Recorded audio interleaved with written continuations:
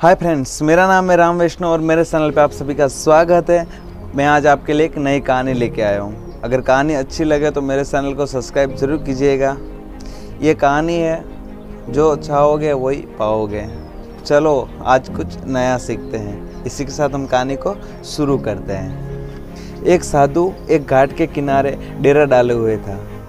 वहाँ पर दिन भर धुनी रमाकर वो बैठा हुआ रहता था और बीच बीच में वो ऊंची आवाज़ से चिल्लाता कि जो चाहोगे सो पाओगे। उस रास्ते से गुजरने वाले लोग उसे पागल समझते थे। वो सब उसकी बात सुनकर अनसुना कर देते थे और जो सुनते वो उस पर हंसते थे। तो एक दिन एक बेरोजगार आदमी था, उस रास्ते से गुजर रहा था। वो साधु के चिल्लाने की आवाज़ उसके कान में पड़ी कि जो चाहोगे सो पाओगे।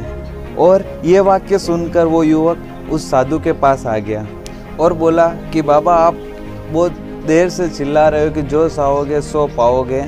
क्या आप सच में वो मुझे दे सकते हो जो मुझे चाहिए? तो साधु बोला कि हाँ बेटे, लेकिन तुम मुझे पहले ये बताओ कि तुम क्या पाना चाहते हो।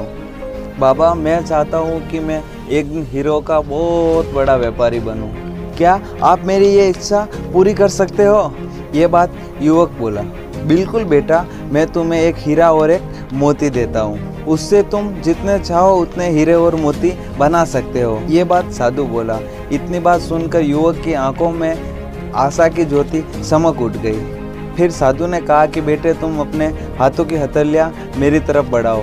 तो युवक ने अपने दोनों हथेलियाँ साधु की तरफ बढ़ा दी।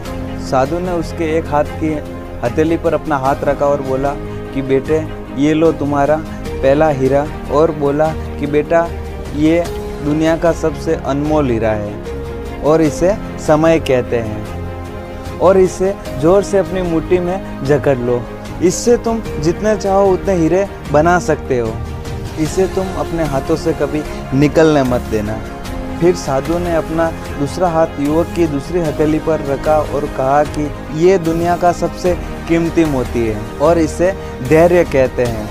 जब किसी कार्य में भी समय लगाने के बाद वांछित परिणाम प्राप्त ना हो तो इस धैर्य नामक मोती को धारण कर लेना। यदि ये मोती तुम्हारे पास है तो तुम दुनिया में जो चाहो वो हासिल कर सकते हो।